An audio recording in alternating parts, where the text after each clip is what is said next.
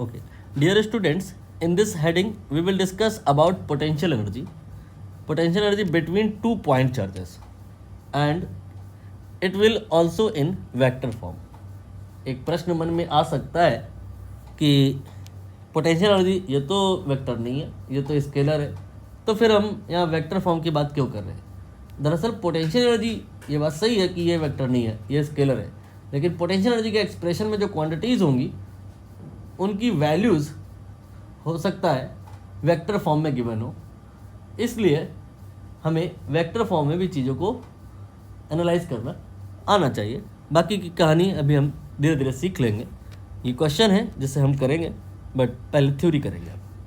एक चार्ज है Q1, एक और चार्ज है Q2। जैसा कि आप जानते हैं कि 2 पॉइंट चार्ज अगर r डिस्टेंस पे है तो इनके बीच में फोर्स होता है Q1 Q2 by r square. Charges अगर लाइक है तो रिपल्शन होगा, अनलाइक है तो अट्रैक्शन होगा। केवल फोर्स ही नहीं होता, जहाँ फोर्स होता है वहाँ most of the time potential energy भी होती है। वो क्या होती है, उसका क्या फार्मूला होता है, Q1 Q2 by r square नहीं होता, बस एक ही डिफरेंस आता है, r के बराबर यहाँ r होता है। रही बात सिग्निफिकेंस की, तो सिग्निफिकेंस ऐसा है कि अगर आप दोनों ही चार्जेस को पॉजिटिव मान के चलो तो ये चार्ज रिपल कर रहे हैं, लेकिन अभी रिपल इसलिए नहीं कर रहे हैं कि आपने इनको इनकी पोजीशन पे होल्ड करके रखा है, जो अचानक से आप इनको क्या करो, छोड़ दो, रिलीज कर दो।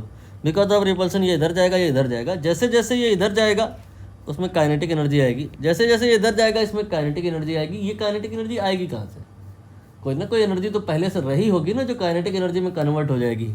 वही है ये potential energy, electrostatic potential energy भी इसको बोला जा सकता है।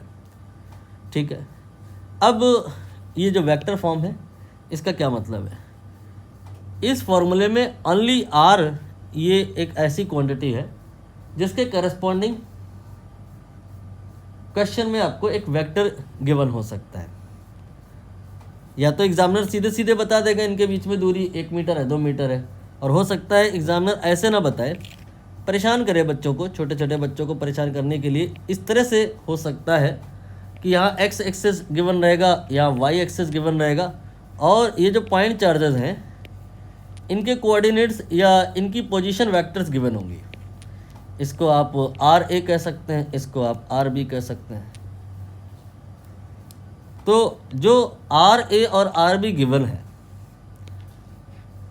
तो यहाँ से आप थोड़ा सा एनालाइज करें तो डिस्टेंस जो है ना AB ये निकाली जा सकती है।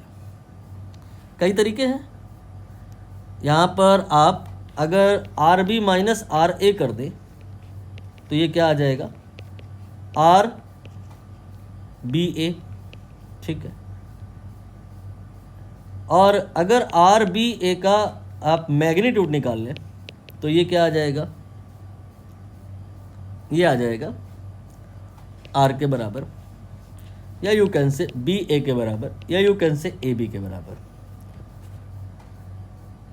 बाकी अगर कोऑर्डिनेट दिए हैं, हो सकता है ये कहानी ना समझ आ रही हो, तो कोऑर्डिनेट दिए हो तो बहुत आसानी से बात बन जाएगी कि अगर यहाँ पे x1 y1 और z1 दिया है, और यहाँ पे x2 y2 और z2 दिया है, and we need here r, simple apply distance formula.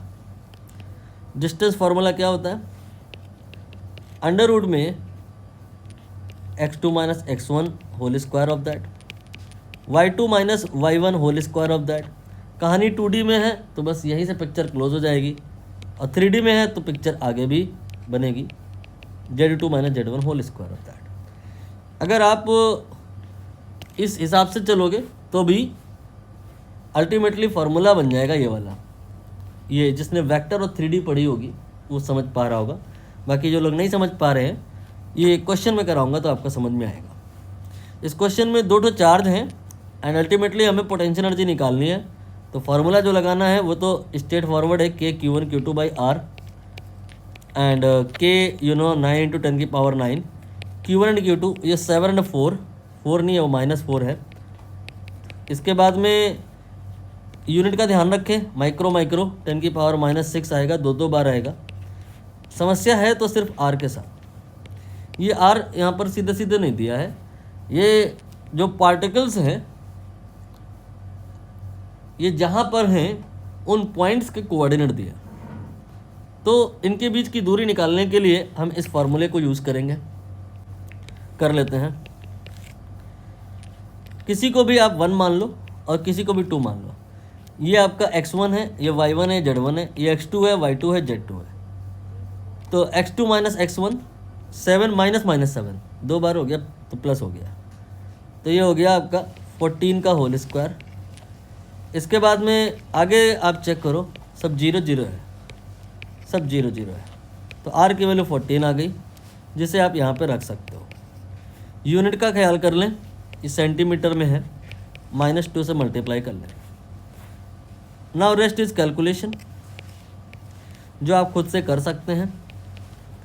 आलस के चलते मैं नहीं कर रहा हूँ, ना हो पाए तो पूछ लेना।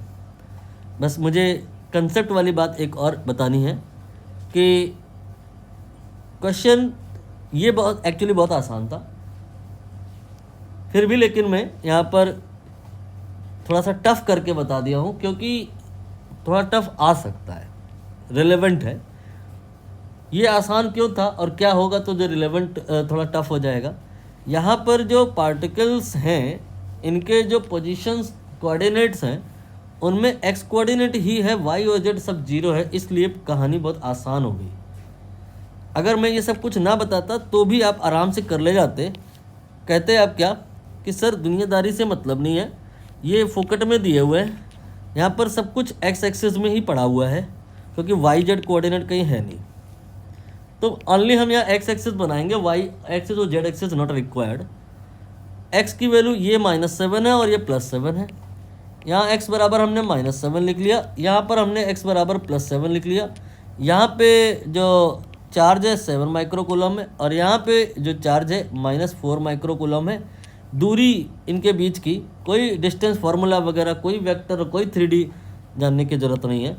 यहाँ पर -7 और 7 के बीच में कितना होगा, मिड पॉइंट पर ओरिजिन होगा, उससे 7 यूनिट इधर गए, 7 इधर गए, तो टोटल कितना हो गया, 14 हो गया। 14 सेंटीमीटर के बराबर की दूरी यहाँ पर आपको देखो मिली भी थी, ये 14 सेंटीमीटर। तो यहाँ पर अब इसके आगे की कहानी आप ऐसे ही लेके जाओगे कि Q1 Q2/R वैल्यूज पुट करोगे, अल्टीमेटली वही बात बन जाएगी। तब फिर मैंने इतना रिगरस एनालिसिस क्यों कर दी, ये रिक्वायर्ड होगी अगर कभी प्रश्न ऐसा आ जाए, जो कि आ सकता है। ये इतनी मुश्किल बात नहीं है कि एडवांस में आए जा करके, मेंस में भी पूछ सकते हैं। कि जैसे यहाँ पर कह दिया जाए -7 and 2, 3 these are the coordinates, इसके कोऑर्डिनेट -7, 2, 3 एंड जो दूसरा वाला है इसके कोऑर्डिनेट 7, 3, 2। इन दैट केस इस तरह की पिक्चर बना करके डिस्टेंस ये जो r है निकालना quite complex. You have to apply this formula in order to calculate the value of small r. Due to that it is required. So you cannot ignore that. इसको आप apply करें।